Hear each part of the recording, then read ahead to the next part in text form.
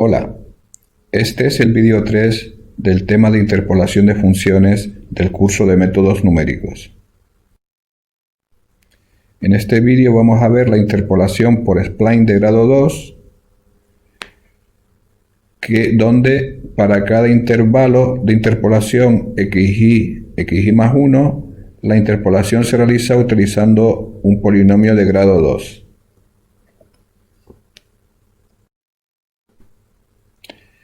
Entonces, en este caso, para cada uno de los intervalos, lo que tenemos es que definimos como función interpolante un polinomio de grado 2. Entonces, un polinomio de grado 2 pues tiene tres coeficientes, que además los expresamos de esa manera. Y para calcular esos tres coeficientes, lo que vamos a utilizar es que en cada intervalo pues la función tiene que pasar por los dos puntos extremos. Eso nos da dos condiciones y además voy a imponer que cuando la función llega a este punto por este lado y cuando llega a este punto por este lado no haya picos. Que no haya picos lo que significa es que la derivada cuando entro por aquí sea igual que la derivada cuando entro por aquí al punto.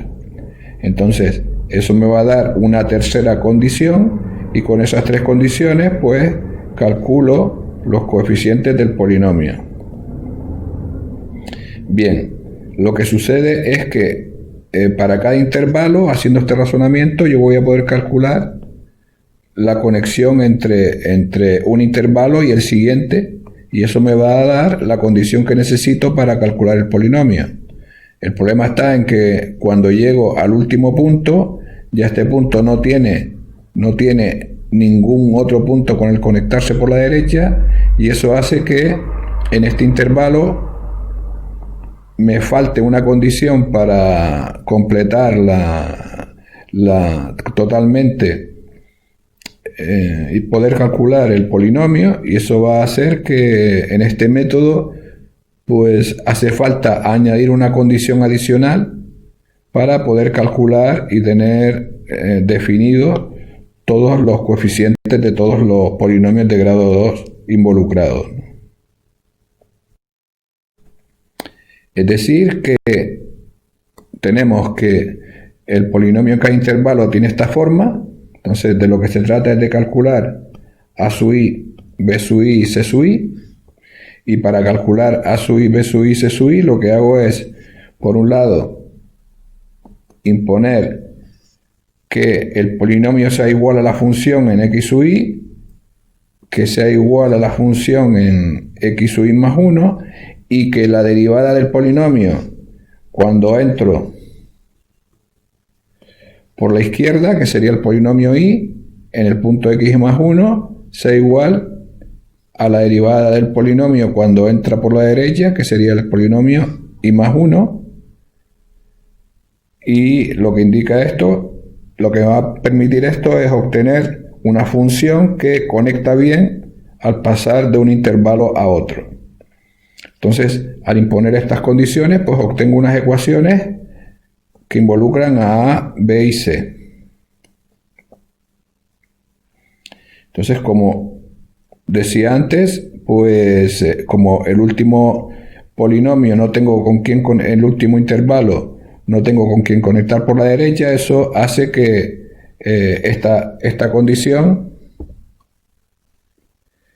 no la puedo tener en el último intervalo, entonces me va a faltar una condición que tengo que añadir de alguna manera, ¿no?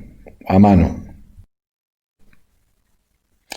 Bien, entonces aquí en este resultado lo que nos dice es que desde el momento en que a sub i, b sub i y c sub i esté fijado para un valor de i, automáticamente a partir de esos valores podemos calcular todos los que están hacia la derecha, todos a sub i más 1, b sub i más 1 y c sub i más 1 utilizando esa fórmula. Y a partir de ahí obtendríamos unas fórmulas para calcular todos los a, b y c que están a la derecha del que tengo. Esto se hace para decir que una vez que tengo definido un A sub i, B sub i, C sub i, eso ya lo determina todos los demás. Por un lado lo determina hacia la derecha, y aquí lo que estamos diciendo es que también lo determina hacia la izquierda, porque si conozco el resultado en la etapa i, también puedo conocer en la etapa i-1, utilizando de nuevo, explotando las ecuaciones que tienen que cumplir, y eso me da pues unas fórmulas para calcular el A de i-1, B de i-1 y C sub i-1, serían esta y esta, a partir de el A de i, B sub i, C sub i. Entonces todo esto es para indicar que basta con que yo fije uno de los valores del A sub i, B sub i, C sub i, ya queda todo totalmente determinado. Entonces, normalmente lo que se hace es pues asignar uno de los valores C a mano, y a partir de asignar ese valor C a mano, pues se calculan todos los demás. Entonces, aquí en esta función, en C++, lo que se hace es, por un lado, calcular los coeficientes A, B y C de los polinomios en cada intervalo, y por otro lado, aquí lo que estamos haciendo es, una vez que tenemos calculado A, B y C, pues evaluar el polinomio en un punto. Entonces, los parámetros de esta función son el vector X, donde tengo almacenado los puntos de interpolación, el vector F, donde tengo almacenado los valores de la función en F, de la función en X. Este es el valor de C0 que yo asigno a mano para tener completado todas las condiciones. En esta función lo que se hace es dar a mano el valor de C0, y estos serían parámetros de salida, que serían los los vectores de coeficientes A, B y C. Entonces, lo primero que hacemos es comprobar que la dimensión de X es igual a la dimensión de F, porque si no, hay algo que no va, y retornamos un -1 para indicar que hemos terminado mal. También vamos a verificar que los puntos están ordenados, los puntos de interpolación. Entonces comprobamos si todos los xk, si en algún momento el xk es menor o igual que el xk menos 1, pues retornamos un 1, menos 1, porque la cosa va mal también, porque los puntos de interpolación tienen que estar ordenados y además ser todos distintos entre sí.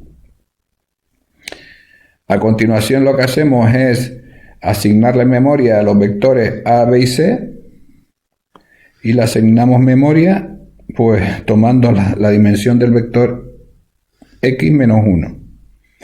Menos 1, ¿por qué? Porque hay que tener en cuenta que si yo tengo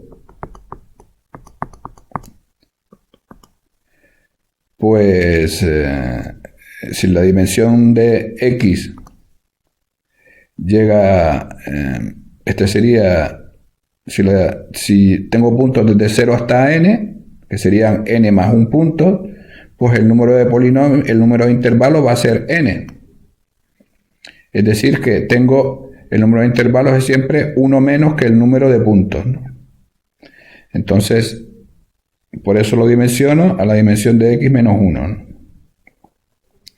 Y ahora lo que hago es aplicar las fórmulas. Entonces, esta primera fórmula, lo que hago es utilizar las fórmulas de las diapositivas para calcular A0, B0, y el C lo asigno a mano con el valor que me entra como parámetro. Entonces ya tendría definido ese primer valor para A de 0, B de 0 y C de 0, y a partir de ahí, utilizando las fórmulas de las diapositivas, calculo todos los A, B y C desde esa posición hacia adelante, replicando las fórmulas. Y de esa manera tendría completada lo que sería el cálculo de los coeficientes A, B y C. Entonces, Ahora lo que queda es pues una función para evaluar el polinomio. Entonces, como ya hemos visto otras veces, dado un punto xy, dado un punto x donde yo quiero evaluar, perdón, dado un punto x0 donde yo quiero evaluar y un vector x con los puntos de interpolación y los coeficientes a, b y c, pues como ya he hecho otras veces, lo primero que hago es detectar en qué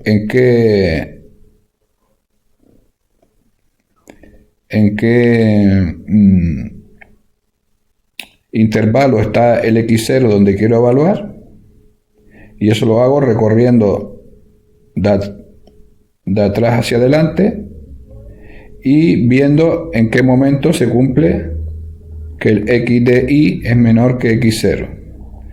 Entonces, cuando encuentre si eso se cumple, ya he detectado el intervalo, y entonces lo que hago es simplemente retornar lo que sería la evaluación del polinomio en ese punto. Si llego al final del bucle y no he salido, significa que el punto x0 está a la izquierda del primer punto, que sería x de 0. Y entonces lo que hago es evaluar el primer polinomio, y por lo tanto devolvería esto que está aquí. Entonces, cosas importantes que hemos visto en este vídeo, pues hemos visto que la interpolación por spline de grado 2 utiliza para interpolar un polinomio de grado 2 en cada intervalo, que los grados de libertad del polinomio se cubren imponiendo que el polinomio pase por los puntos de interpolación y que además conecte bien a pasar de un intervalo a otro, y que para definir completamente todos los polinomios hay que añadir una condición adicional a mano.